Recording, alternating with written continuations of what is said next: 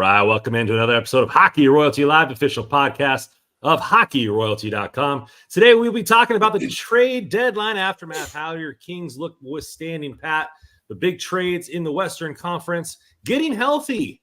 Kempe with some nasty goals going here. We're talking about that and playoffs moving forward. So get in the chat, like and subscribe. You know what to do. Let's go.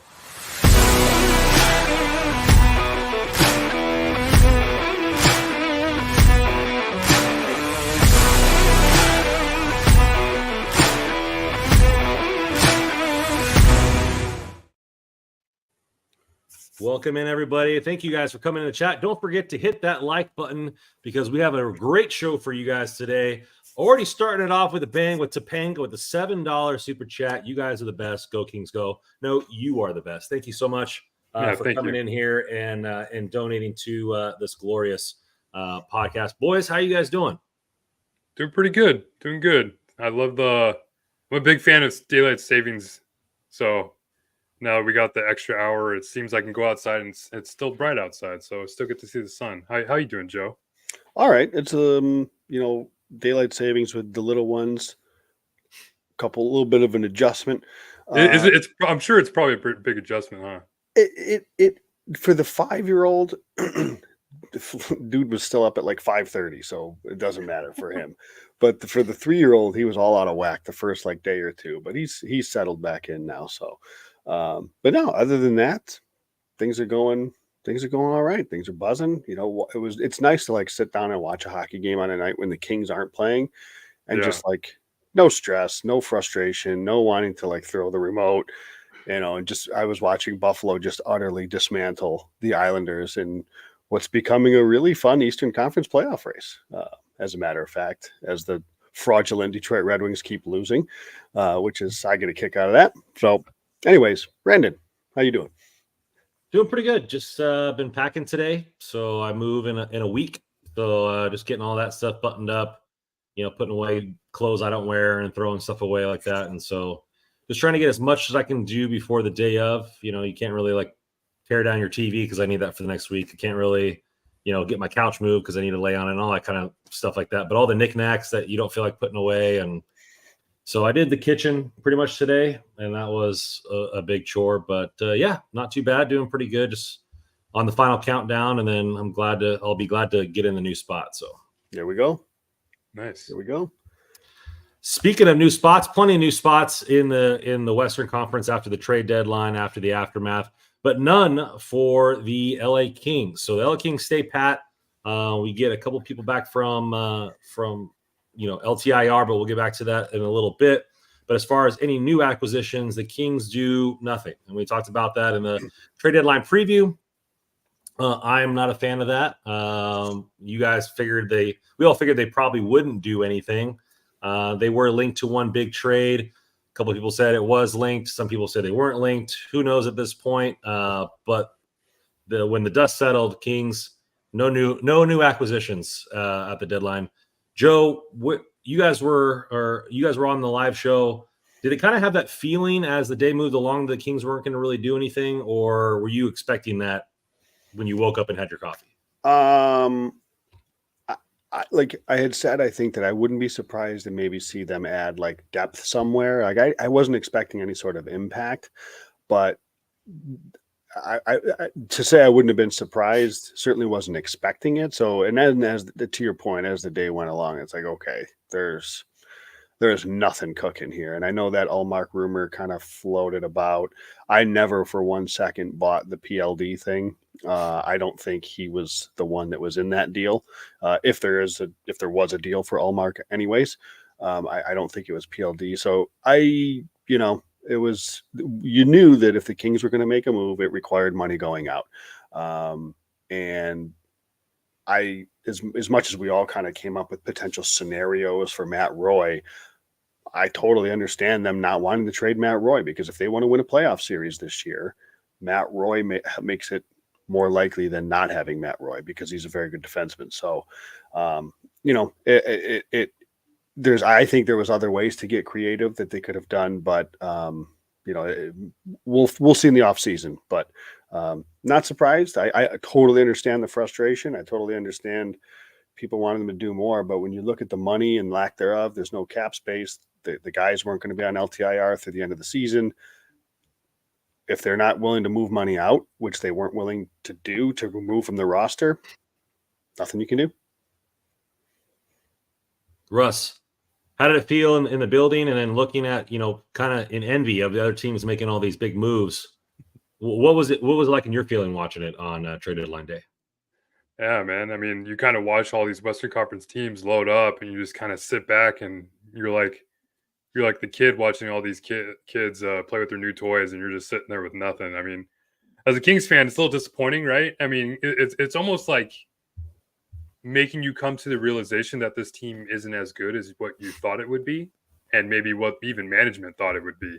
Because, I mean, if you're Rob Blake and assuming he's probably hoping this team fights for his job at this point, I mean, if they aren't successful in the playoffs, then a lot of people are going to have the pitchforks out. So, I mean, you're kind of, if you're Rob Blake, you're hoping that this team is successful, and for him to really do nothing, it's almost kind of strange, because I would have thought, like, if that's really the case, then maybe he tries to add something to get creative. Like, I agree with Joe, like Matt Roy, the whole Matt Roy thing. I never saw that happening in terms of him trading him. The Olmark thing. I heard a bunch of different things. Like I actually had a guy tell me that it was PLD in the trade, and it was PLD for Grizzlick and Olmark. But I mean, that seems so far fetched, and I don't know if Rob Blake would be willing to just kind of really throw in the towel on the PLD contracts this quickly. But hey, who knows? Maybe he was trying to look to create some more movement and flexibility in the future with this deal. Who knows? But I mean, it's really just a rumor. And just for the Kings to really trade for a goalie, and as good as Olmark is and has been, I probably wouldn't have been that excited about it anyway. You seem like you're getting good goaltending from Talbot and Riddick as it was. So, I mean, ride those two. But as far as them standing pat at the deadline, a little disappointed.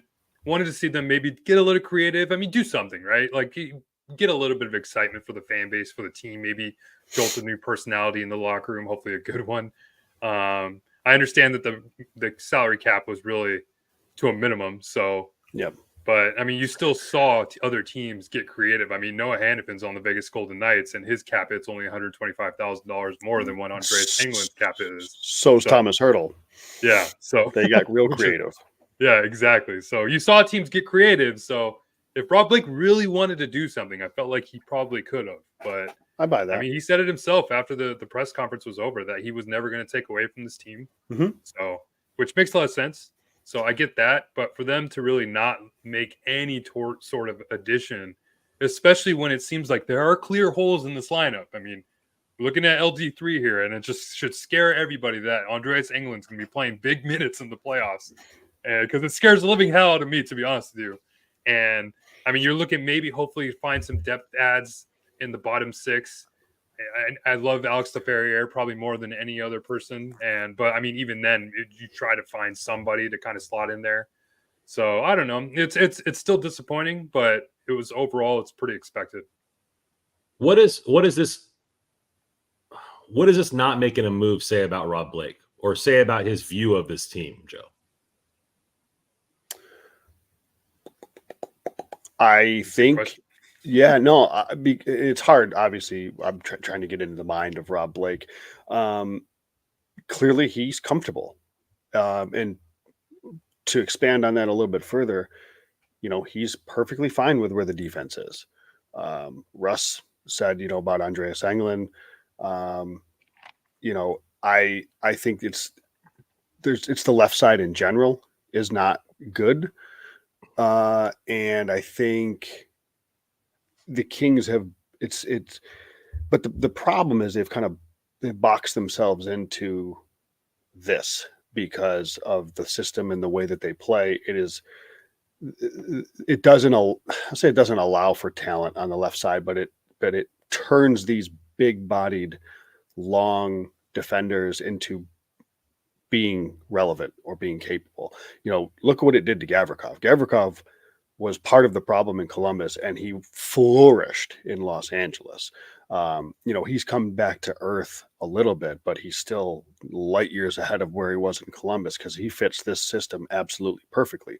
This system has its limitations, and anybody that's listened to this show or follows me or Russ or you on Twitter, I think I'll understand what we think of that system and its limitations. So, but to me, it tells me because you could have, you easily could have found a defenseman that's maybe a little bit more veteran, has a couple playoff games under his belt. Not to say that I would think it's worth doing it and spending any assets to get, but it could have been done to go do that and upgrade LD3, over Englund and over Moverari. Maybe they don't feel comfortable with Moverari. I get that too, if that's their choice. I don't believe that there couldn't have been an upgrade to the lefty. They've been playing 11 forwards. Clearly, they don't like Arthur Kaliev. Let's just call it what it is. They don't trust him. He's not a guy that they see as an everyday player. I believe they probably could have found again, really cheap fourth line type of player that's a more quote unquote veteran presence. They didn't do that. So to me, it's evidently Rob Blake is good with this, and I don't know, obviously I imagine probably Hiller too. I'm sure he's not. It's not as if he's not in those conversations. So it's a little frustrating because almost anything is an upgrade when it comes to the LD3 side of it, and I don't think 11-7 is long term a good idea for the Kings. I mean, I can see why it makes sense in certain situations or in short spurts or whatever. I sort of get it, but I don't think this team is built for that. So for them to just ignore, I should say ignore, they're obviously banking on Kempe coming back, Grunstrom coming back, Arvidsson coming back before the season. So they'll likely be 12 forwards, but you're also then banking on health from everybody else the rest of the way. So yeah, I mean, he clearly is comfortable with the roster. And, I don't think the roster is constructed all that great, but it is what it is. So to me, short answer after the rambling is he's clearly comfortable with the roster. Russ, is this his version of doubling down in his offseason moves, you think? You would think so, right? And it kind of seems that way from the outside in. I had someone bring it up to me, just asking me the question is do you think ownership is probably limiting a lot of what Rob Blake probably could have done or even wanted to do? And I kind of brushed it off, but then you more think about it. I mean, if we all kind of expect this to be the end of the rope for him as general manager, if things don't go well in the playoffs, I mean, that could be the case. I could see that definitely being a possibility. But I mean, right now he's the general manager. So if they didn't want him to make those moves or give him the freedom to do so, that I probably would have imagined they would just want to let him go already. So it's kind of a it's a lot of speculation. But yeah, either way, I mean, yeah, I don't know if this is just what him doubling down. It's just. Yeah, like Joe said, he built this roster and he thinks this defensive group is good enough to be successful in the playoffs. And I know a lot of people who say oh, maybe they didn't have the assets or the cap space. I mean, Colin Miller, who's a right shot defenseman, I'll leave it at that. But he's got a $1.8 million cap. He was acquired for a 4th round pick in 2026. It's not like rental prices were that expensive. I mean, we saw 2027 draft picks get traded. So, I mean, I know the Kings don't have a couple of assets this year's draft, but they got all their draft picks in the future after that. So, and for a team, and for a team that if you want to win a playoff series and yada yada and all the whole you figure to do that they're gonna have to beat a really good team, probably Edmonton, or if they finish in a wild card, one of the top teams in one of the divisions. And it's okay, so usually hockey speak, these guys want playoff experience, right? And you're going to trot into the playoffs with Laferriere, with Turcotte, with Andreas Englund has 0 playoff games, by the way, in the NHL. So obviously Spence is young, so that's the kind of the reason why I thought that they may go there, because looking for that kind of a little bit more veteran. Yeah. So again, I'm not saying that I don't really care so much about that. Like I would have definitely went and done the D side of it because it just is desperate for an upgrade. The forwards, I'm comfortable riding with what they had up front, and I think I was pretty clear about that. But any depth defenseman would have been nice. But yeah, I would say that Mavari is that person. I mean, you just want Englund off the team, but they've shown that they're not going to do that. I mean, correct. so it's. I think Mavari showed that he's been more than capable. Yeah. Will they ever take Englund out of the lineup? It doesn't think so. Like he's scheduled to play 82 this year. Yep. Yeah. Which is crazy. Wild. He's played, and it's funny. He's played. I think what I looked at it the other day. He's played a total of 80 games in his NHL career, dating back 6 years. It's like. Did all these teams miss Andreas Englund? No, I don't think so. Okay, it's just it's one of the biggest question marks of the season, to be honest with you. And I get we're not knocking him and saying that he shouldn't be playing at all. I get it. Get him spot starts. I mean, against big body teams too. But for him to play the whole entire season, especially when the offense has been as anemic as it's been lately, it's baffling. And I want to say, I say this all the time. It's not his fault. He's playing a role. He's doing his role. He's doing what he's asked to do. By all accounts, fantastic guy. It's never personal or anything like that. It's just he's very limited in what he can do with the puck. And he's not the reason for it either. When you're searching for offense as much as you are lately, give yourself any possibility of finding some scoring anywhere else. At this point, you can't just keep relying on Kopitar or the top guys just carrying you the whole way. If I understand England's not the reason that they're not scoring, but when you aren't scoring, those top guys aren't producing, you have to get creative and try some other ways to find scoring in some other areas. And they're just not doing that. It's just, I don't know. It's not, I don't want to say it's a black hole, but it kind of is what it is at this point. I mean, really, it's just, he goes out there and, when the puck, Joe, you said it, when the puck's on his stick, it's like a tennis ball, right? I mean, he just wants it off as quick as he can. And we've seen icings that have almost led to goals. We've talked about it the other game the other day. It's go look at truly. There's I have no idea. Two things. First of all, on natural stat trick, everybody should feel bad for Jordan Spence because his numbers with England are fine. They're right around 50% in terms of Corsi and expected goals. Without England, away from England, he's over 60% in both of those categories. He's a totally different defenseman when he has somebody that's actually capable of doing some other things. It's just his numbers with Gavrikov are outstanding. He drags people down because he's just of what his limitations are. I'm sorry, it's just that is what it is, and it's just unfortunate that you limit your upside when you do that. When you roster players that have zero upside, you limit the team as a whole's upside. Well, especially for a young player like Spence, who's been his number one partner the entire year. It's what you're trying to develop this young defenseman who wants to have the freedom to do what he does best, which is skate in the offensive zone, skate up the ice, like we've seen, lead up rushes. But you can't do that because he's got to worry about getting the puck just out of his zone. Because I don't know, it's just frustrating. Well, fans are frustrated, and Sock It To Me Cake has given us $20 to ask this question. Appreciate it, my man. Thank you. In the event of Rob Blake is either fired or not re-signed after the season, who would you like to see take over as GM? Dean Lombardi, Mike Fuda? Is there any other name? I am not entrenched in the assistant GMs or the names around the league. So this will be a question for you guys.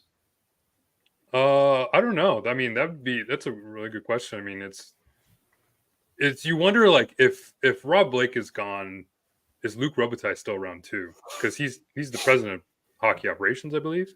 So, I mean, you have to wonder maybe he's looking for another guy he's familiar with, or maybe they just kind of turn everything over and just start anew. But I mean, as far as GM names, I think we're kind of just be guessing. But I guess one name that kind of comes up to me, and I see him a lot around the rink or at the arena, and he's a scout for the San Jose Sharks, is Ned Colletti. He's the former GM for the Dodgers, and he's a scout for San Jose now. lives in LA, sees a lot of games in LA. So I mean, I guess that would be an interesting name. It's been a GM for baseball before, so I don't know. Maybe the transition to hockey is just as easier, but I don't know. It's just be us guessing at this point. It would be. I mean, I guess a name. I mean, as Mark Bergevin has been around, obviously has GM experience. I don't know if he's somebody that would be. You're exciting a lot of people with that one. I'm not saying I'm interested in it, but he's a name with GM experience that's been in the organization as well. So I wonder, but that could also go part and parcel with a kind of clearinghouse type of thing. So I don't know. This is a fantastic question because it's a very real possibility that, the Kings could have, Rob Blake's been around for a while now, and we've sung his praises, including myself, in terms of how he's kind of deserves a ton of praise for how good this team for some of the trades but what we are seeing is a clear miss evaluation or lack of evaluation of talent and how the game is played in 2024, where they've just refused to go out. And we hoped last year that it was going to start to change, where we were going to start to see a little bit more dynamic on the left side of the D. And they've doubled down and then tripled down with these very, very defensive, limited with the puck defensemen. It doesn't work. It just doesn't. It's not going to be a system and a roster build that's going to win you a cup. These guys don't move well enough. They don't move the puck well enough. They're not good enough with the puck. They're good at what they do, but you can't have this many of them that's taking up your defense core. So my hope is this is where he's failed, is identifying talent at the depths of his roster and in certain parts of the roster, in my opinion anyways. And I think that's going to hurt him. And so my hope is that there's a GM, whoever that might be, that comes in that has a fresher, more, see where hockey and how hockey's played in 2024. You don't see a lot of teams play. Anybody that watched that Kings Islanders game earlier this week deserves like a tip or some sort of bonus, because that was terrible hockey. That was awful for 2024 to watch that hockey game. Whoever went to that game should get their money back. It is really, really, really it's disappointing. It's just disheartening. There's no, so you just hope that there's a GM that is a little bit more with how the game is played. And you need to have not one or two, but you need to have like 3 or 4 or maybe even 5 mobile defensemen. And mobile doesn't mean bad at defense. I want to be very clear. Like, you can be a defensive defenseman that skates well and moves the puck. I've mentioned Marcus Pettersson on this show before. Marcus Pettersson's never put up big point numbers, right? Go look. He's never put up 50 points, 40 points, but he's such a good skater. He's a long stick. He moves the puck in transition. That is what you've got to go for. And right now they're severely limited on that on the left side. They really have one guy that is even capable of it, and it's Mikey Anderson. Then when he's out, they have nobody that is really all that good at it. So you have to find a way to transition this. It's tough with the contracts. That's for a different, pod, I suppose, as we look to the off season. So really interesting question. Big thanks, Saka, to me, Cake, by the way. But yeah, I'm very curious to see if this happens, what direction we'd go. And it's hard to say names because, as Russ said, we'd be speculating, but that's kind of the, I guess, stylistically, where the direction that I would like to see go. If they're promoting from within, a dark horse name might be Mark Yannetti, head of scouting for a long period of time with the team. That might be a little bit of a reach with that big of a jump, but he knows the organization inside and out. And I wonder if he's even still around though. If Rob Blake, if Rob Blake goes, he's already went through 2 organizations. Yeah. So I feel like at this point, if Rob Blake goes, I wonder if it's just they're just going to completely change everything, because Rob Blake is obviously his numbers in the rafters, along with Luke Robitaille, who he's been working closely with. So this is actually what I would want. I would just want a complete just turnover, just change everything. If Rob Blake's gone, like appreciate everything he's done, and he's made this team be successful and turned this team away from a bottom feeder into a content or I guess playoff team. But I would just want complete and new, and somebody that's going to give coaches the ability and the freedom to do what they want to do, because it certainly seems like every coach that's come in has to coach a certain way and coach the team a certain way, because that's what this team has been for like 10 years. I mean, we talk about the system and the structure. They've been playing the same system and structure since they won a cup in 2012. And so it's like you just want them to see something new, and just I don't know. Well, so, go ahead, Randy. I was thinking of a type of organization. Would you guys want an organization like Vegas who says no draft picks and just like all in all the time, where you're just constantly moving out the future and they'll make the cap work and they'll figure this out and kind of just scramble year after year?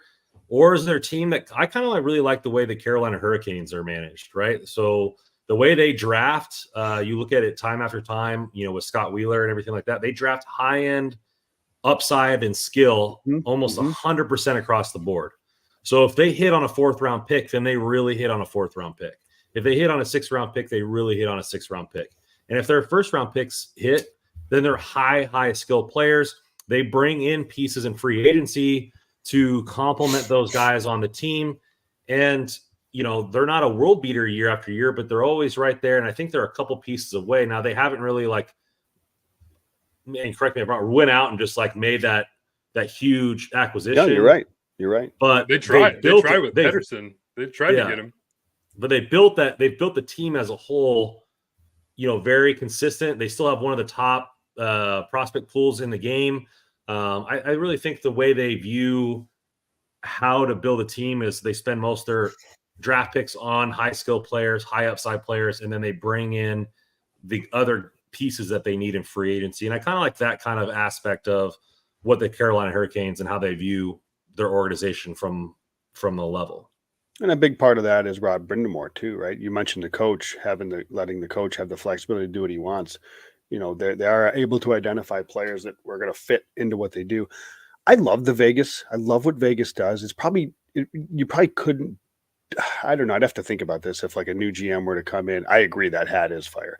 If I don't know if a new GM were to come into this Kings organization, because I don't know. I don't know. I'd have to think about this. In general, though, I love the Vegas and their model, the way they do it. Don't hug your prospects, trade them when they have value, bring in. Look what they've done. I mean, they're a contender since day one, and a lot of that's because they said we're here to win, and now part of that is because they were able to take advantage of getting that roster the way they wanted it from the start. That's really kind of helped them jumpstart things. But it's been 6-7 years now, and here they are still doing it. So, and you mentioned breaking news, by the way, for LA, the Chargers just traded away Keenan Allen to the Bears for a 4th-round pick.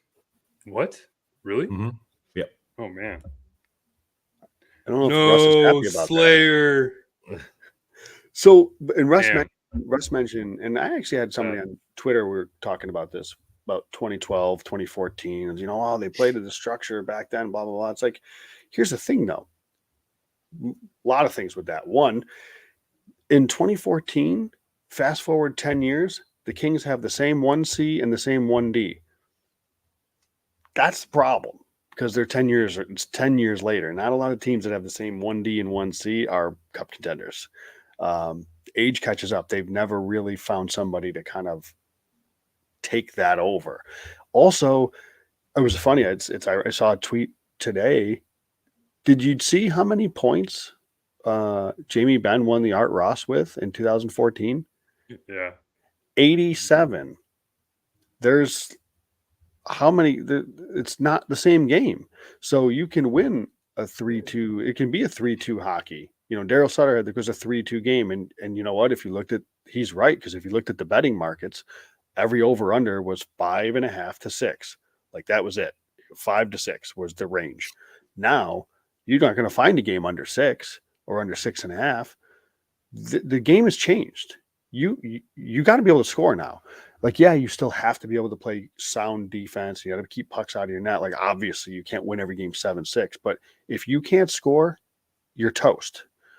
Offense is way bigger part of the game than it ever has been. And so much of that comes from the back end, and the Kings have totally missed the boat on that. They have totally misread that. They've totally whiffed. And I think that's going to be their undoing. Or hey, who knows? Maybe they'll go win the cup and I look like an idiot. I don't know. Well, I would. You would probably be okay with that. So, Yeah. Nick Vroman coming here with a $4.99. Appreciate you here. Does this team have the DNA to be more offensive? Are they a 2-1 team or a 4-2 team? I'll take this here. I think maybe the DNA is like, do they have the skill set players to be more offensive? And I think they do on the offensive side of the puck. You also got Samuel Fagemo on the wings. You have Martin Chromiak. You have guys down there in the AHL that are goal scorers that can play that type of game. And we'll say it again and again. We just don't think there's enough puck movers from the back end on as a whole on the team. You do have one in the AHL. He hasn't really blossomed at all, and Kim Nusayainen. Their second round pick last year, Dvorak, isn't really a puck mover. He's more of a defensive defenseman now. Is he going to develop that skill set? I hope so. He's playing in a pro league over there. So that's why I'm so in on this first round pick. I thought was necessary for the Kings, and that they need to replenish the back end with more of an offensive mindset. And I'm not a drafter for need. You guys know me that don't draft for need at the big club, but we've decimated the right side of the defense of the prospect pool, making trades, getting relevant.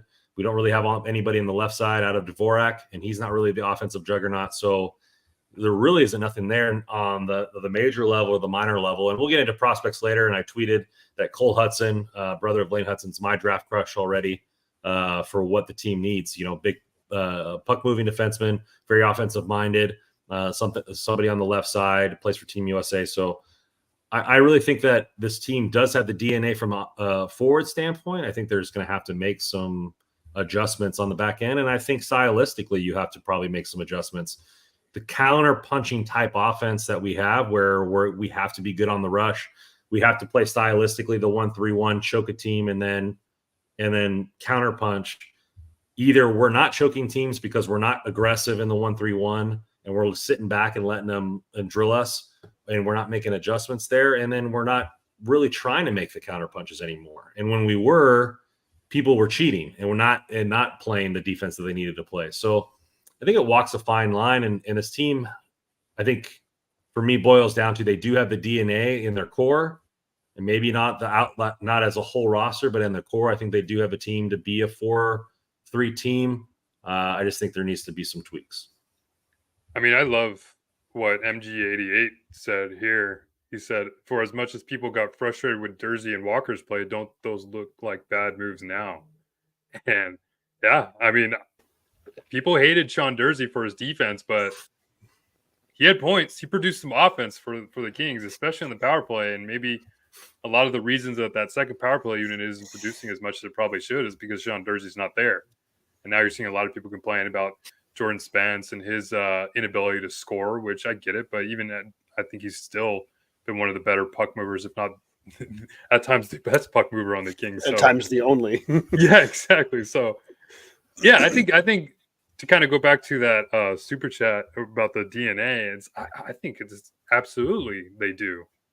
And it's unfortunate because I feel like the structure that the team plays, I mean, most notably the 1-3-1, it could limit a lot of the skill set that some of these players have. I mean, look what it's done to Pierre Dubois.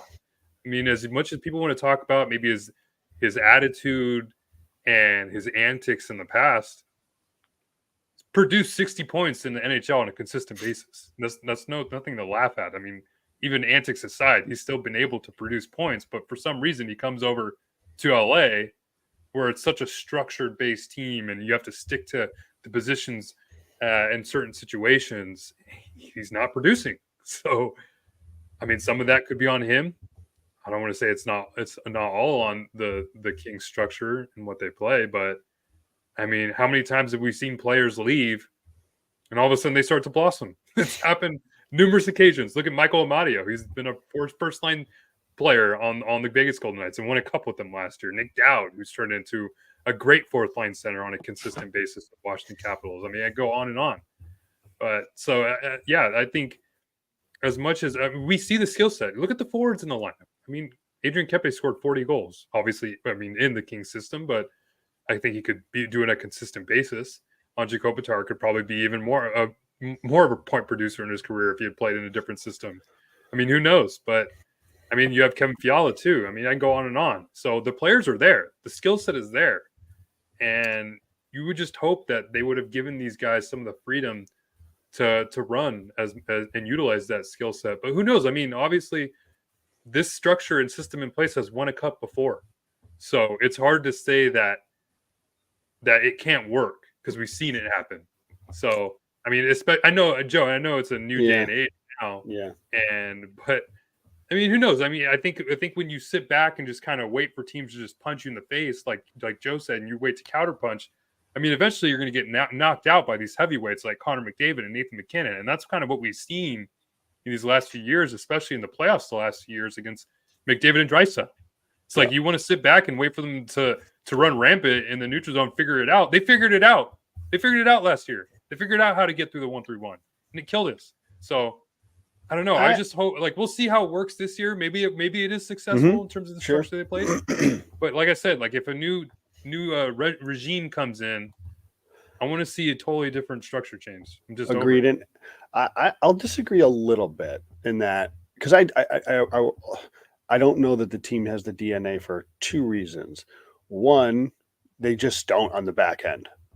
They don't.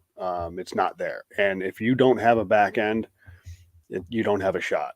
Well, then let me ask you, what do you mean by that? Because I know you've talked about the left side, and you talked about Anderson can move the puck when he wants to. Doughty obviously can. Spence can. If Clark was in there, then Clark can. That's 4/6 of the team. Like what percentage of the team do you need to be? Well, so I would say this. Like I think I talked about it on Twitter. I don't know if we talked about it before Russ on Friday's show, but like you look at what the money they're paying Vladislav Gavrikov. You're not getting a near $6 million from him, in my opinion. I guess I don't know. I'd have to check and see what Dom's market value is. Dom Luszczyszyn at The Athletic does kind of a market value thing, but there's nothing there really from offensive or transition. Obviously, he's a good defensive defenseman.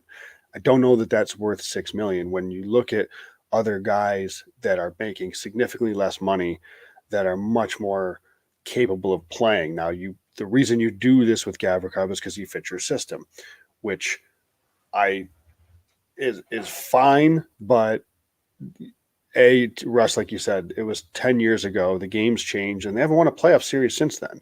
So is it working? I don't know. Like I know there was a little mini kind of rebuild there and retool. So like obviously those were going to be a couple down years, but this team hasn't won a playoff series since they've won the cup. So I think they're clinging to something that they're fooling themselves in if it works these days. So and up front, I do like the forwards, and I do think they play with pace. I think there's some talent up there. But the Kings don't have stars. Like they don't have McDavid, McKinnon, Kucherov, Pasternak. They don't have these players. The closest the Kings have is Kevin Fiala, and the second he makes a mistake, oh my God, we got to talk about Kevin Fiala. We can't let Kev be Kev because he's going to make a mistake. The Sean Durzi thing. We're not, yeah, exactly. Sean Durzi. We're not allowed to make a mistake. We can't make a mistake. Well, so you handcuff your talent, but that's what the Kings have done. Because they won a certain way 10 years ago doesn't mean it's going to happen now. So I would like it, Russ, to see if any of these guys, Byfield is obviously evolving, having a breakout year. Fiala, Kempe has scored 40. Trevor Moore, knock on wood, is hopefully getting 30. Like there is, and I want a healthy Alex Turcotte. We'll see. Like and not to mention the centers, who I'm still a big believer in. So it's like, you think that there could be, but maybe if they were freed up a little bit more. And Randon, like just having defensemen that can it's not all about points. And I think that gets misconstrued sometimes when I have these conversations on Twitter. I don't even care if the defenseman scores. If anything, I'd almost prefer my defensemen to be playmakers, getting assists, because I don't want a lot of point shots. that's not really going to lend to a lot of success as having shots from the point. I'd almost prefer my defense. I don't care if they have a goal or not, but if they can make the pass, right, to get out of the zone that leads to zone pressure, or if they can skate and disrupt the play to keep a puck in the zone that continues the cycle, even if they're not picking up a point, they're instrumental in what has happened in that offense. And that's where the Kings lack is guys that are just not, it's not in their DNA to play like that, right? Obviously, again, Doughty, and I think you see guys like at times they'll jump into play offensively, which is fine, but it never looks natural. Like Gavrikov, and I know this is very different, but go watch Bo Byram jump up into the play and watch him play in the offensive zone versus like Gavrikov, for example. It's not his fault. It's just what he is. They're just two different players, but that's what I'm talking about stylistically. And I think you need to be able to have more of those guys. So I'm not, maybe you can't have all 6 guys like that. Fine. But right now, I know you mentioned Clark, Randon, they don't want him here. He's in Ontario right now. So they got Spence and they pair him with Englund. They've got Doughty who, listen, he makes the play he made the other day, spinning off, goes down, makes the pass, leads to a goal. He's the only one in the defenseman that can do that, him and Spence. And it'd be nice if you had more of those guys capable of doing stuff like that. Look at, just go down the line of some of these top teams in the league, and they've got multiple defensemen playing big minutes that can do that. The Kings have a 35-year-old Drew Doughty, 34-year-old Drew Doughty, or whatever old he is, still doing it. And then the next best guy is playing with Andreas Englund on the third pair, getting 10 minutes a night or whatever it is. So what are we doing? Then a counter argument. Then why were the teams over a full gore team for almost 2 months? So I actually thank you for reminding me. I was going to mention that. So they were, everybody was making fun of Vancouver for their PDO. Kings were right there. Maybe not that high, obviously, but the Kings were shooting almost 11% the first 20 games of the season. That wasn't sustainable. Now, now they're shooting, I think, somewhere in the low to mid 7s. They're now in the bottom 5 in shooting percentage after being top 5 the first 20 games. So call it somewhere in the middle where they're like an 8% shooting percentage team. Over the 2 years prior, this has been a 7% shooting percentage team. Like they've been a low shooting percentage team. So like it was happening early, numbers generally regress. And we talked about, well, everybody's waiting for Vancouver to regress. Vancouver's got stars. It's a lot less likely for it to regress when you've got Quinn Hughes and Elias Pettersson and JT Miller has his abilities.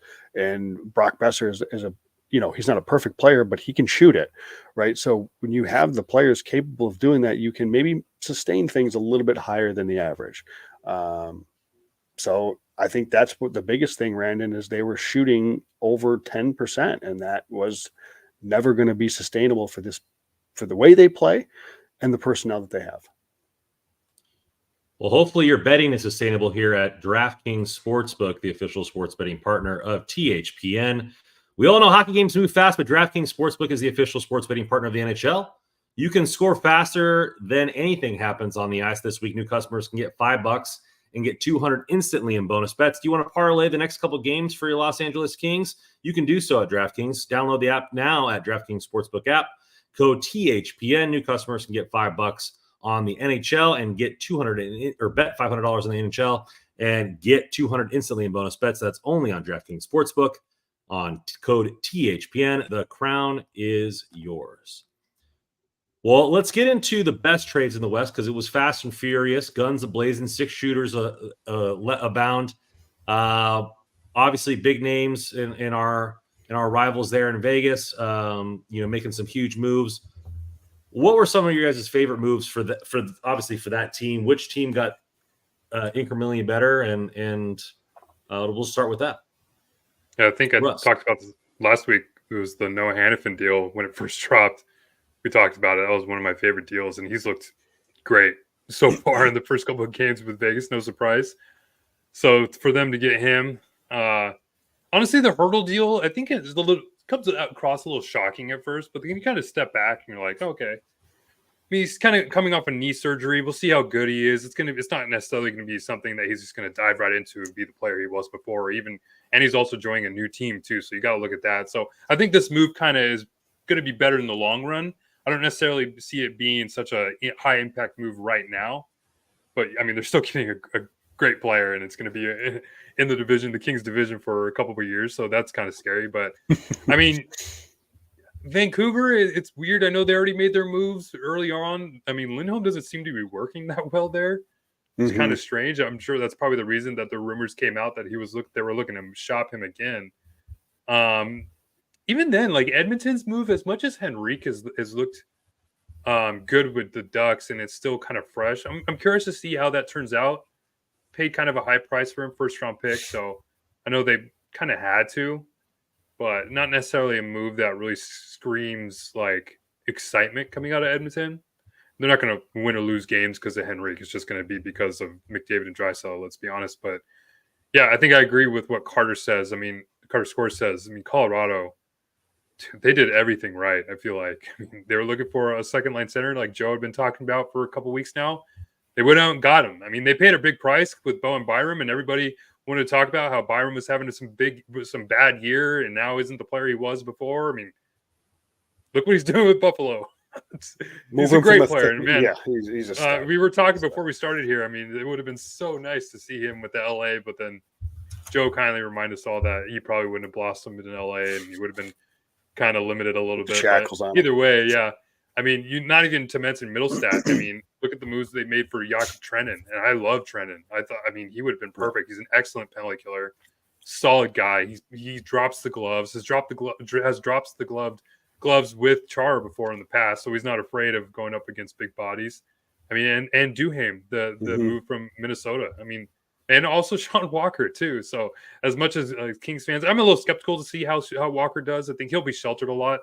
It's just funny because I was watching the game yesterday and he was on a defensive pair with Jack Johnson. So it's like, poor guy. It's so funny. But yeah, I mean, besides the move with Walker, you got Middlestat, Duhaime, and Trenin. I mean, the Hurricanes just knocked it out of the park with their trade deadline. Yeah, the Avs did. They're my pretty clear winner, and it's not only just because of every name you just mentioned, and I think Walker stylistically just fits so well with them, but anybody paired with Jack Johnson is not going to have the greatest time. So we'll see how that shakes out, but I love the fit stylistically.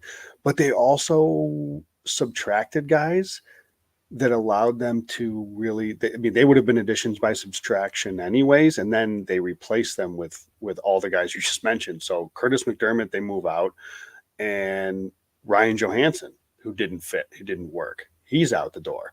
That's what kind of helped them get Sean Walker. So really, really love what they did. They had clear needs. The clear need was 2C. They filled it. They could have used, they had so many, because Byram was playing third pairing minutes, and it's not because he's not good enough. It's just because you've got, Devon Taves, Sam Girard, Kel McCarr. So they had a pretty stacked top four as it was. So he's kind of stuck playing third pair minutes a lot of the time recently with Jack Johnson. So no surprise he's having a really rough start. He's going to Buffalo playing top pair minutes with Rasmus Dahlin and is just blossomed. So it's just, you just give the guy the different opportunity, and it's not surprising to see how well he's doing. So, but they could have used another right shot guy that could skate, and they got that in Walker. I think that was a really good fit. The only knock I'll give Colorado is it's a miss for them to not go get a goalie. Yeah, I wonder if Olmark was the one there. I can see that. I could also see them just somebody that's a little bit more stable as a backup. Like Gorgiev's been fine this year, right? He's been fine, but I mean, if he goes down, you got Justus Annunen, who I know he's capable AHL goalie, but boy, this is a cup contender, and if something were to happen with Gorgiev, I really expected them to go get somebody that's again, even if it wasn't to take over for Gorgiev, just be a stable backup, almost like what the Kings are doing, with a Talbot Rittich type. But other than that, I think they're the winners. Dallas didn't have a lot of holes, but they filled it with a pretty legit Chris Tanev. That's a scary team. And Edmonton, listen, I think they did what, they needed depth, right? Edmonton needed to fill out the rest of their roster. They fill out their bottom part of their roster. And I think they did those things. None of them are really like sexy, impactful players. I mean, Henrique has possibility to be in a complementary role, but they didn't need any big star. But I think they're a little behind Colorado for me in terms of the deadline. And I echo your thoughts on Vegas too. I mean, that's just incredible. But that's the 4 teams I think for me that are somebody's going to have to go through is Edmonton, Vegas, Colorado, Dallas. Those are some. They look real good. They look real good. And yeah, thank you, Nick Roman, mentioning Anthony Mantha too. I don't know if his name, if we mentioned it, that's a really good pickup too. So I'm going to ask you guys real quick about the Vegas thing, and it's been a topic of conversation, or probably be a topic of conversation for quite some time until the new CBA. But what did you guys think about? What do you guys think about the LTIR and how Vegas is utilizing it? Do you think they're cheating their way? Do you think nope? Don't care. Needs to change. Don't care. Joe? Don't care. Don't care. No, because it only takes a visionary to utilize something that the rest of the team isn't utilizing. And let's not pretend that Vegas is the first person to do it. Didn't the Lightning win 2 cups? Chicago, doing the same exact thing. Chicago. So it's like you're looking at like they're utilizing something that they're not afraid to buy LTIR. I mean, they're using it to when they can use it now. It just seems suspicious because it's like, oh, Stone every time game 1 happens of the playoffs, he's all of a sudden healthy. I think people are upset because 1, their team's not doing it, and 2, it just looks suspicious, and then they end up winning the cup, right? Mm-hmm. And so I think you're looking at Vegas is you're going to get Stone back some point in the playoffs. You're going to get a Hurdle being potentially top hurdle towards maybe the Western Conference Final Stanley Cup after his knee and getting acclimated to a new team and stuff like that. Hannafins and Mantha are good to go. I mean, so like this Vegas team, as long as they can get past the first round, which will probably be Vegas or be Edmonton, Vegas in the first round, which would be a tough draw for them. But I just think it's something on the rest of the league for not utilizing something that's purely legal. And you look at like the NFL was the same way with void years and restructures. Like nobody was really doing it, and now one team started putting void years to make things work and going for a playoff push. And it's like, okay, then they won now other teams are doing it. And the Rams are like, yeah, we don't care about draft picks. We haven't made one since Jared Goff. We're just going for it every single time. And then that's like what Vegas is doing. So it's like there's teams out there that are pushing the envelope in a completely different manner than what people are used to, or how they play on Chell, or what their grandpa told them how to build a team, or whatever. And if it works, it works. I mean, me personally, if my team hoists the cup, I really don't give an F on how they got there. Nope. And so Vegas got close and got close and got close. They were aggressive right out of the gate, and they just continue to be aggressive. And they're going to continue to be aggressive until the wheels fall off and they're so deep in cap that they can't make any moves and they have to sell the farm and start over. They're going to continue to be aggressive. And that's just who they are. Well, and everybody gets bent out of shape because, it's Mark Stone. Mark Stone's body is like pieced together at this point. So like, because like, I mean, lacerated spleen. That's nothing. Right. Like he's the type of guy where if somebody were to like acquire him, it's like, oh, he's an injury prone guy. And then when he goes and gets injured, everybody's like, oh, we're cheated. Here we go again. Like, no, he is a very injury prone guy. The guy spends he's got back problems. He's got all sorts of freaking problems. So I echo everything Randon said. Couldn't care less. Don't get mad at Vegas. Get mad at the league. But Mark Stone he's a very injured guy a lot. I mean, it is what it is. I mean, it sucks. He's a great player, but what are you going to do? Yeah, I totally agree with both of you guys.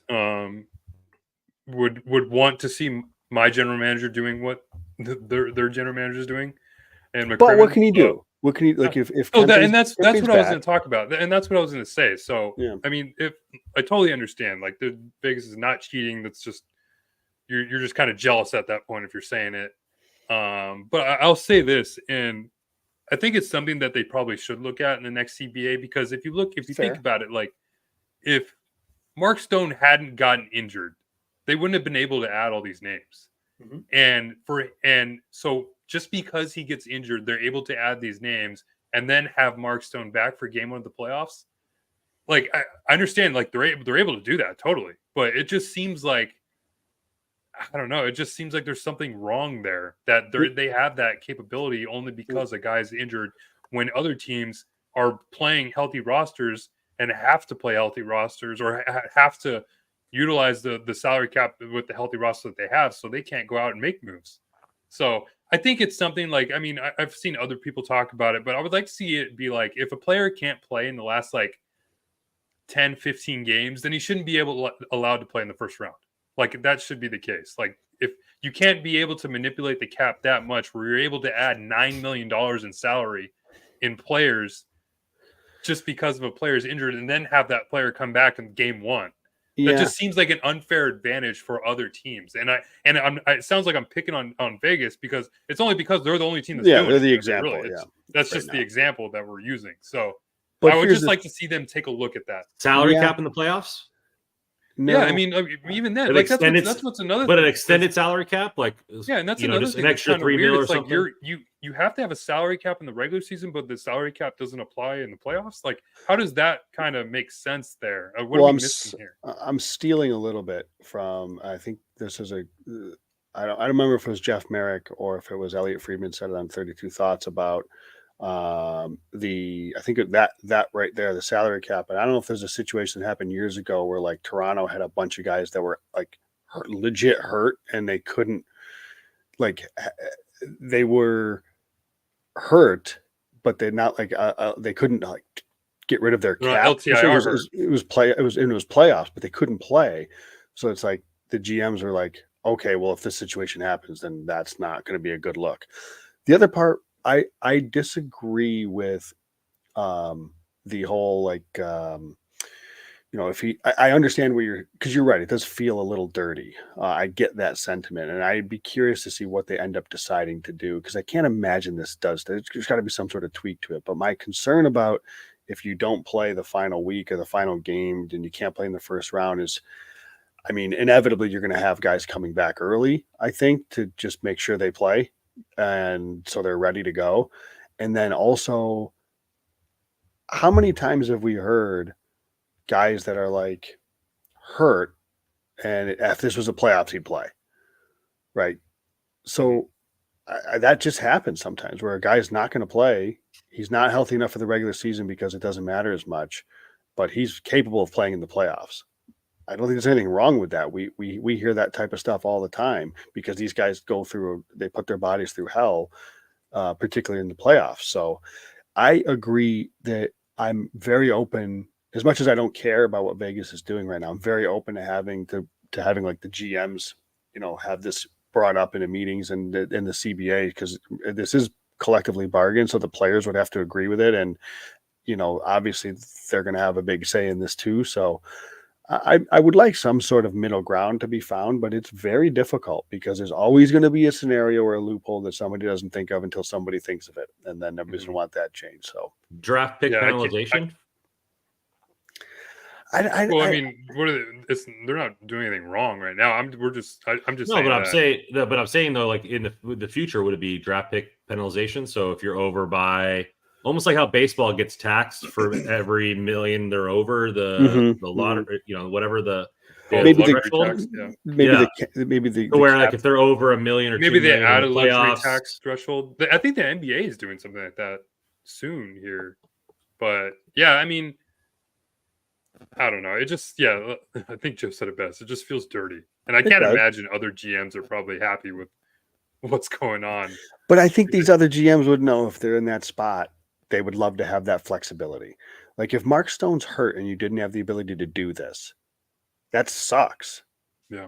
You lose a player and you can't replace him, because that also sucks. That's also a little unfair. So it's I agree. I get why people are angry. I don't think they should be angry at Vegas. I think it's just the situation in general, and we'll see if something comes of it in the future. I just don't know that there's any easy solution to this. Yeah. Well, we're getting healthier. The Kings are. Kempe and Anderson are coming back or have come back in the last few games. What are you guys' been a view on how the Kings have played as of late, and do they look like the same players? They look rejuvenized. Like, what is your opinion on our healthy compadres? Adrian Kempe came back. The first game he had kind of looked like he was fighting it a bit, maybe gripping his stick a little too hard. What was it? It was the Dallas game, right? That he just first came back. Yeah, I think it was the Dallas game. I believe it was Dallas. Could be wrong, but yeah, he had that breakaway, I believe. Oh, a shorthanded break, and just missed it. But you could see his. We talked to him after the game, and his hand was iced a little bit. Had a big wrap around it, so I'm sure it's definitely still hurting him. But I mean, he came back in the game against the Islanders and had that typical Adrian Kempe snipe that we're so familiar with. So that's good to see, right? I mean, you're kind of hoping that he would come back 100% or at least be healthy enough to be the Adrian Kempe that we've seen. To see a shot like that go in, that kind of gives a lot of people confidence that we can see that player again. So that was good. He scored again in St. Louis, even though it was God, that game annoyed the hell out of me, to be honest with you. It was like such a typical Kings game. And it's like, you can almost like, you knew what was happening from like the first 10 minutes in the game. You already knew that it was going to be a loss because they were coming up flying out of the gates. They look great. They can't score. Bennington looks good. First goal is a softie that Talbot lets in. It's over. The game was already over as soon as that first goal went in. So that game just annoyed the hell out of me. But I mean, like I said, Kempe looks good. Mikey Anderson, he's looked pretty good, I think.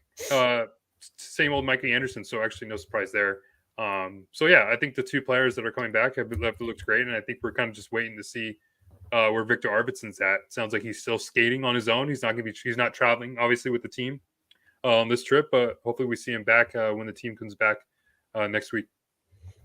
Yeah. I mean, it's good to have them back. Mikey has not had the best season by his standards, so we'll see if he's looked fine since he's come back. So hopefully, if this looks a little reset for him. I'm not worried about Kempe. I mean, I feel like if he needed to miss more time, I'm guessing it's something that can't get worse. I obviously have no idea exactly what the injury even is, but if it was something that he could make worse, then I would like to see him sit out a little bit more just so he's healthy come in a couple of weeks come playoffs. But yeah, I think that's good. I was really more for me like when Mikey Anderson came back and when these guys come back, I'm like, okay, well maybe they shift away from the 11-7 and they start to go back to the 12-6 because Anderson's back. They haven't done that now. So they did the first game. I'm like, okay, well maybe they want to ease Anderson back in. And they did it again last game. It's like, okay, maybe the 11-7 is what they're going to do. I don't really agree with it, but that was what I was looking for, is to see if when these guys get back and healthy, is there some sort of change to the lineup that corresponds with that? And so far, no. There was a guy earlier in the chat that I wanted to ask you something about the 11-7, and I unstarted by accident because I knew we were going to get to it. Why isn't the 11-7 sustainable for you in the playoffs? I don't think the Kings have the players to do it. I don't think they have the horses to do it. Like, you see, it works for Edmonton when you have McDavid and when you have Draisaitl. That's easy. That 11-7 works really well for them. We've been talking all season about scaling back some guys' minutes, scaling back Kopitar's minutes a little bit. Mm-hmm. And not to say that you can't do that with 11 forwards, you could, but I think it almost inherently starts to increase certain guys' minutes. And obviously Byfield's one of them, which is good. Trevor Lewis is going to get more minutes that he just shouldn't. Less impactful players are going to play more. I thought Turcotte the other day, 2 games ago, I think, played like 3 minutes at 5-on-5, which was really strange to me. So it's really unbalanced, and they also don't really have the defensive group to do it. You're just kind of rotating through, like, just pick Englund or Moverari for God's sake. Just for what are we doing? You don't need to rotate the two or whatever they're doing. Like I think Moverari is clearly better than Englund. That's not to say Moverari is like a top 4 defenseman. I'm not saying that. It's just he's an obvious upgrade to Englund. But if they don't see that, then just freaking play Englund. I don't know that the 7 makes a lot of sense there. I mean, especially Carter scores. So there's Englund and Moverari out there together. Like, what do we? It just you get yourselves into situations like that where it just doesn't make any sense. So I don't, in my opinion, the Kings don't have the personnel to play 11 and 7 for it to be effective long term. Yeah, I think also with the 11, I mean, it's just they lose Jared Anderson-Tolan obviously to waivers, and I'm sure if he was still around, they'd probably go to 12-6 just because they for some reason don't want to play Arthur Kaliev. Weren't they going 11 though with him still? I think he was in the lineup when they were doing 11-7. Yes, I could be wrong. Kempe was hurt. Fair enough. You're right. Touche. My fault. I wonder if Jared Anderson-Tolan would be back, or the 12-6 would be back if he was around. It's just the Arthur Kaliev thing. We're obviously not probably as high on some Arthur Kaliev as some others. I still think he could be a producer, possibly on the 4th line if you give him. We've seen him be successful with Lizotte in the past. So, and with Brendan Lemieux on the other side. So I don't want to say Lemieux was the one that was carrying them. Lizotte obviously had some chemistry for Kaliev. So I think with the 11 right now, it's looked good in times because I think Hiller is such a progressive thinking coach that it works. But I feel like you also lose a lot of continuity with some of these players. And I get the mindset to get Quentin Byfield as more minutes. I'm totally for that. Get him as many minutes as he can. But I don't know if he's the guy that you want to be shifting around the entire lineup and putting him with other pieces. I want to see him get more minutes with Anze Kopitar. If you're going to play Anze Kopitar 20 minutes, give him 20 minutes with Quentin Byfield. Now let's see that happen. So it seems like Kopitar's minutes have come down while Byfield's minutes have gone up. So I don't know. Maybe that could be a reason why the offense has been so quiet of late. But I would like to see just like as much as we ask for change because of McLellan, it's like we went from like no change to like this guy who's willing to throw out the blender at 5 minutes into the game every game, which is cool and fun. But at times you're just kind of hoping to see a little bit more continuity and maybe you see some more consistency with some of this production. Brandon, I'm going to be curious to see where you fall on this because I'm actually going to disagree with Russ a little bit here. I kind of like that he's like, you know what? Byfield's my horse. He's going to play, and I'm going to find spots for him. And I actually kind of like that. The thing is Byfield, like we talked, I said earlier with like 11 and 7 works because McDavid and Draisaitl, like Byfield for all that, how excited we are. And he's not a 100-point player, right? He's not a point a game player right now. So I'm all for feeding him ice time. It's just, it's less impactful when he's not putting up the numbers as like a McDavid or a freaking Draisaitl or anybody, any star player for that matter, which is why it maybe takes away a little bit from the 11 and 7 as good as it can be. But I'm actually got no problem with him pumping Byfield out as much as he can and kind of just filtering through the lineup. Because if you think about it, if you're going to go 11 and 7, you need somebody to get that extra ice time. He's clearly got the young legs to do it. He's an absolute thoroughbred. So I'm okay with that. I see where you're going with the continuity, especially young players having a breakout season. Maybe you don't want to mess with that. So I see your point. Like he's having his breakout season.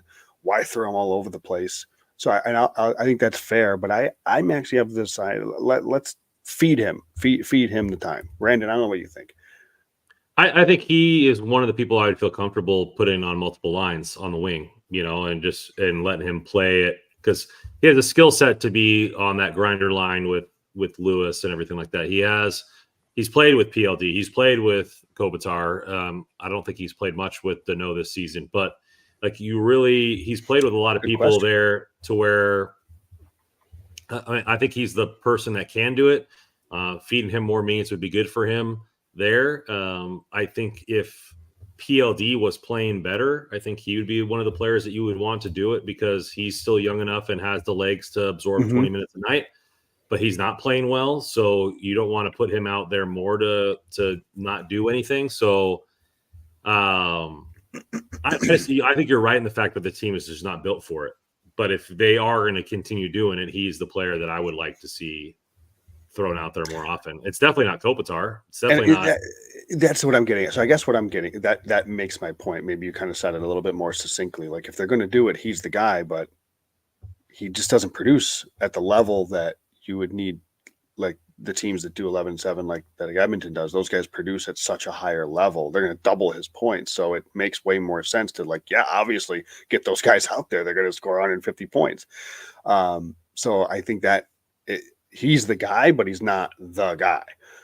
So is he the guy because then a line is not going to fall off?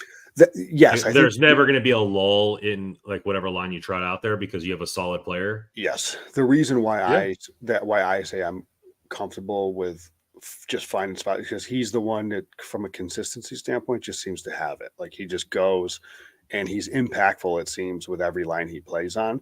So that's why I'm of the mindset of, feed him the time.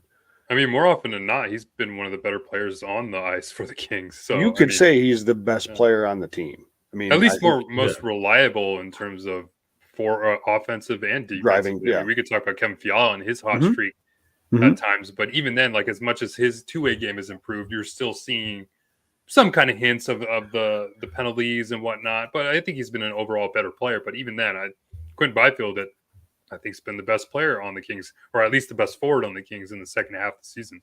Funny, Randon, I looked it up because I thought that was interesting because I can't ever remember Byfield really playing with Philippe Deneau this year. And Byfield's played 100 or 830 some odd minutes, only 24 with Philippe Deneau, the lowest amongst any center on the roster. So that's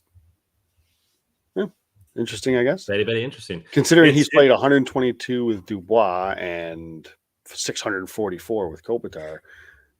You never really saw him with Deneau. I think it's just we just totally told ourselves, you're talking about, McDavid's a horse, this guy's a horse, and then I'm like, well, I just want a guy out there that's not going to just get our team pummeled. That should be the clue that we're not built for that type of team.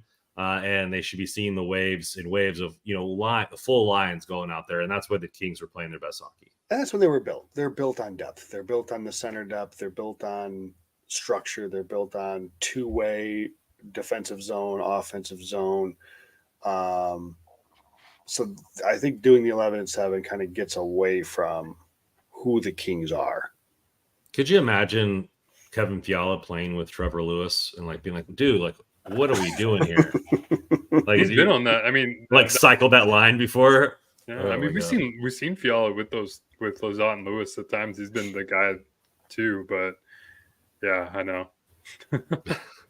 Well, this team is, the playoff race is coming right now as the standings will stand. They're tied with Vegas, but that means we got some unknown tiebreaker. I don't know what it is. I think it's we're the win percentage. Because we have a game less. Is that? No, we're both 592. Oh, okay. Yeah. So I don't know what it is, whether it's wins in regulation. I forget how it goes after that. But which the Kings would win that because they have 32 versus I think it's regulation 27. wins. Yeah. So as of today, Kings would play Edmonton for the trilogy. And then I hate sequels. And then you have Stars playing Winnipeg. You would have Vancouver playing Vegas and Nashville playing Colorado. Mm-hmm. So obviously obviously a tough draw, and you can't really have a trilogy if you didn't win one of the first rounds to make it there. But it would be Vegas, Edmonton 3. How do you guys view the teams? I mean, it seems like we're the worst team to match up against Edmonton. And it just, maybe that's just recency bias of the, both playoff losses, not wanting to hear the national broadcast just say McDavid 175 times a night. But it just really seems like that would be a tough draw year one or round one for the Kings. Yeah, but it's funny because as much as we as Kings fans don't want to see Edmonton, I don't think Edmonton wants to see the Kings in the first round either. Because there's that familiarity. I mean, it's just hard to beat the same team 3 times in a row.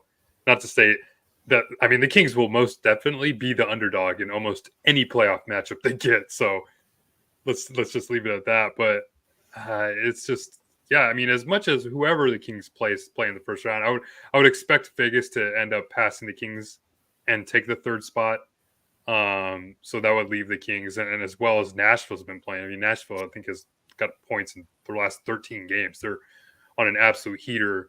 It seems like they're going to be the first wild card team. So you'd look at the Kings being the second wild card team, and that seems to be either Dallas, Colorado, or Vancouver if they can kind of keep it up. So you never want to wish for matchups, but I think out of all those, I'd probably be the least intimidated by Vancouver. Did you see that side note, did you see that the Women's Hockey League, the number 1 overall seed, gets to choose their opponent? Yeah. That's pretty cool. Which is kind of weird because I'm sure they'll always just pick the lowest seed. You never want to make too much noise, but it's just an added wrinkle. I think it's kind of fun. Mm-hmm. But yeah, so as far as the Kings, Vegas or Vancouver would probably be, I mean, the second wild card. It just, you see the Kings keep losing, but then you look at the standings and you see, oh, Edmonton could play Vegas in the first round. Okay. I wouldn't mind seeing one of those teams bow out as a Kings fan in round one. It'd also be an outstanding playoff series to watch too. So entice me there. Yeah. I mean, I think of the teams that I think the Kings have a better chance at beating, it would be Vancouver or Winnipeg. I mean, they're not going to see Nashville, and it doesn't look like they're going to see Vegas in the first round. So I'm eliminating those two. And Winnipeg's only 2 points back in the division. Yeah. And they got 2 games in hand on Colorado, 3 on Dallas. So they're very much there in the hunt for the division. I don't want Edmonton. I don't want Dallas. I don't want Colorado. I don't think the Kings can hang with any of those teams in the slightest. Vegas, again, they won't see them in the first round. Vegas is like an interesting stylistic matchup. They're better, but they don't play a way that like Edmonton does or like Colorado does, that's going to just, or Dallas with pace and that just puck possession and just dominate games. So I think they could knock off of Vegas. To your point, they'd be underdogs, but it shouldn't be lost on people. Edmonton, Colorado, Dallas, teams with incredibly high skill, incredibly high talent, pace. And 2 of them, well, actually all of them have extremely high-end defensemen that are good at skating, moving pucks. And so it shouldn't be a surprise that those are the 3 teams that scare me the most. If it's Edmonton, you picking them to win? Against the Kings? Yeah. Yes. I'll say though, like the one thing with Edmonton, I love Bouchard, and he just destroyed the Kings in the playoffs last year. I love Ekholm. But man, like Nurse down, not on the top pair is better. Not a Cody Ceci guy though. So their D starts to get a little iffy as you go down in their grouping. So they're not as like there's some chinks in the armor in that Edmonton team, particularly on the back end, because I just don't think Cody Ceci's very good, and they play him top 4 minutes and a lot of times with Nurse, and I just think that's kind of a rough pair for your second pair. So I think there's chinks in the armor there, but yes, I would pick Edmonton against LA. And the thing with Edmonton too, I mean, especially when they face the Kings, what's been the thing that's killed the Kings the most in the last 2 years against Edmonton?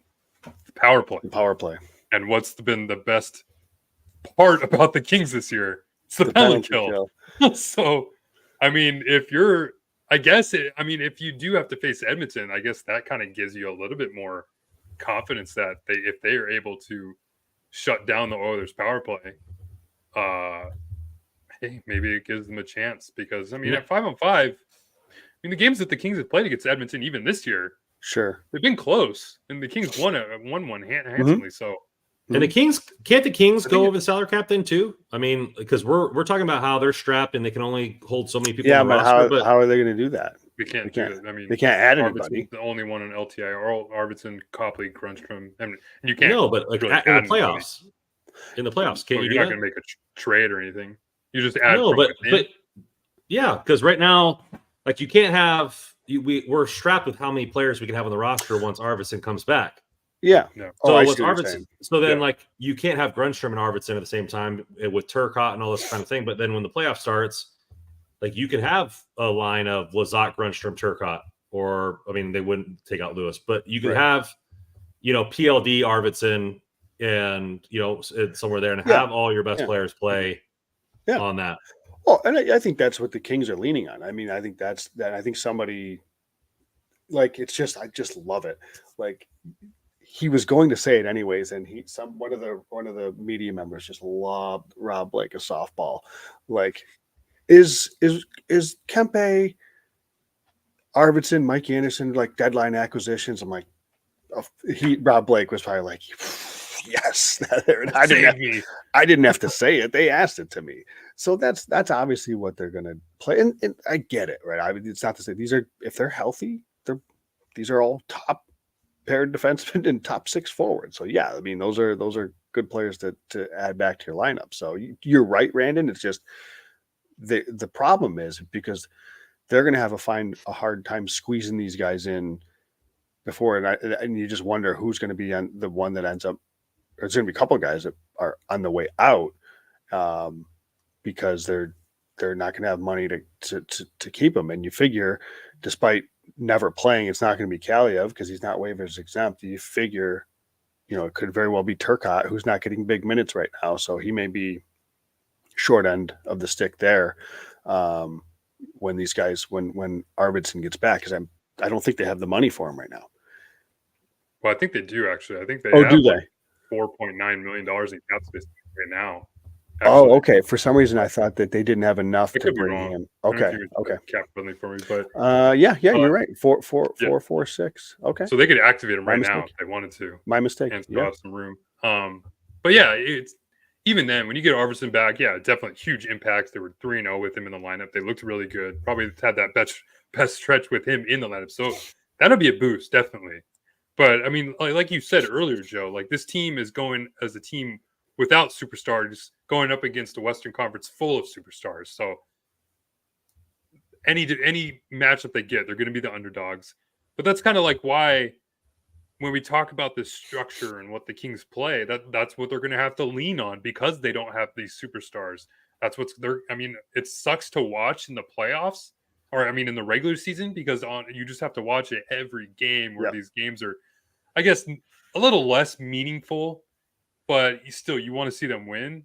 But you just have to watch this 1-3-1 in a game against St. Louis when they're down 3-0, and then it's just in the late and second period. It's just here comes the 1-3-1 neutral zone again.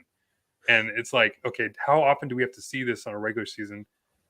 But then when you get to the playoffs, sometimes it works, and that's going to be the only thing that could work for them and help them win, I think, against these good teams. This is the frustrating part because I fully acknowledge there's nothing they can do about it right now. They can't change their system. Yeah.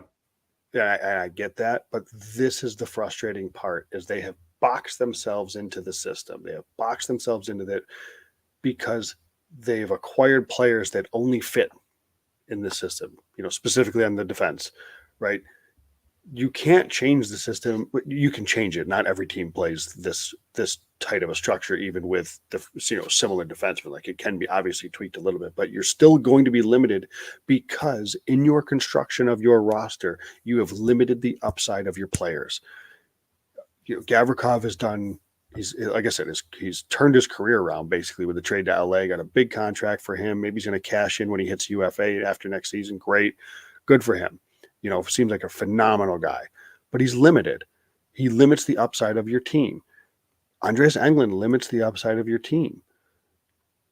Mikey Anderson, I'm a fan of. I just don't know that we've talked about this. I don't know if he's a top pair guy. I'd love him more in like that second pair, in the middle pair. So maybe is that inherently kind of limit a little bit of the upside of your team? Although I'm a Mikey fan. Trevor Lewis, there's nothing there. It limits the upside of your team. Like when you do this and you're so focused on defense and structure, yes, that's fine because you have to do that with your personnel, but you didn't have to go actively get that personnel. Like if you inherit that personnel, then you fit it and make sure it works. That's what I was wondering where McClellan was going, where the organization was going was, okay, they did this and they fit these, they had to do this system because they were rebuilding and they had to figure out a structure. Okay. When do they take that next step? And we learned last year when their next step was Gavrikov, and then they signed Gavrikov. Like, okay, so they're all in on this prototype of a lefty, and then they signed Englund, and it's like, guys, you're just missing it. You are totally missing. They brought in Lewis. You're totally taking away any potential upside in the depth part of your rosters by boxing guys in that are only good at certain things and they have nothing else to offer. Not their fault. They're really good at what they do, right? Englund's a great fighter, I guess. I don't know. Is he a great fighter? He seems to do well. Gavrikov is long, aggressive at the defensive blue line, all that stuff. Fine. Lewis is an adequate defensive forward. Cool. Nothing there.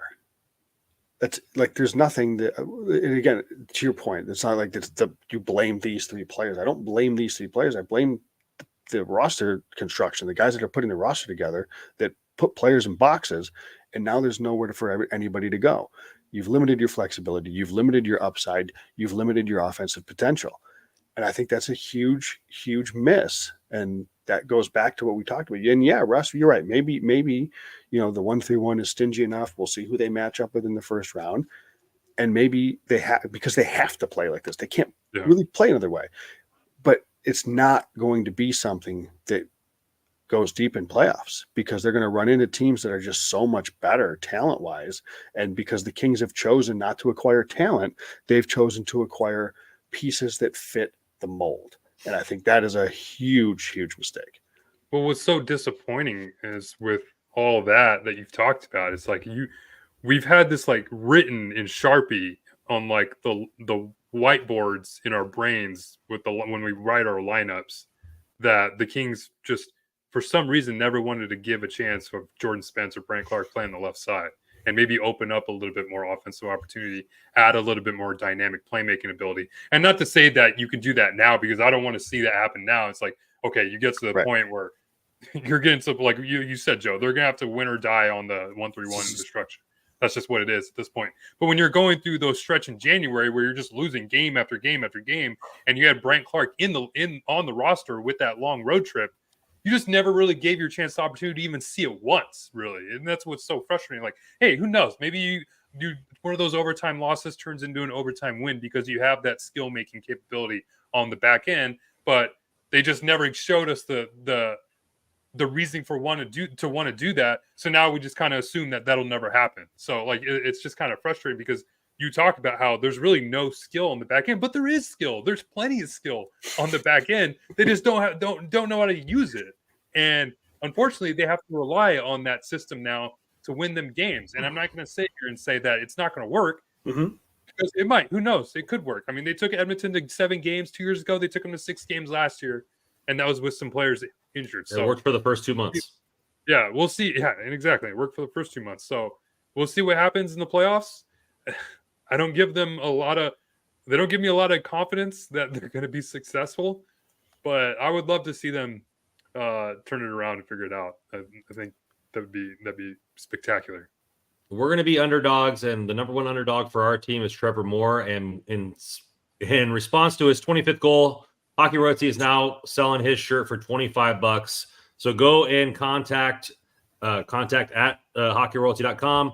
We accept Venmo. If you guys can't do Venmo, then Russ will get with you on how we can make it work. Still got sizes in all small through XL. We're still working on future support, everybody. T-shirt ideas. Yes, appreciate the support. So that way you guys have more options. Yes, we heard you on the double XL and maybe the triple XL. Future T-shirts, we'll have those sizes for you.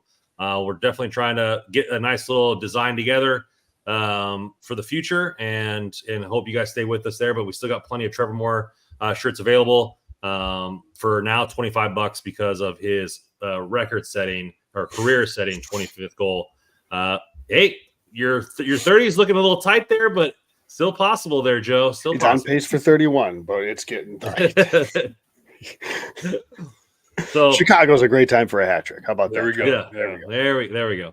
Well, appreciate you guys coming in. Please hit that like button on the way out. As always, find our articles at hockeyroyalty.com, Twitter hockey_royalty at Rando Commando 24, NHL Russell, JW Paterino, and Kopitar 4 HOF for all your prospect and rain news. Hey, we have a first round pick this year, so we're going to be diving into some prospects at the end of the season, but we got some business to handle for your LA Kings. So thank you guys for coming in. Again, please hit that like button on the way out. Subscribe. We're only 3 subscribers away to getting our goal for the season of 1,000. So just hijack your coworker's phone and press the subscribe button. But appreciate you guys. And as always on this podcast, go Kings go.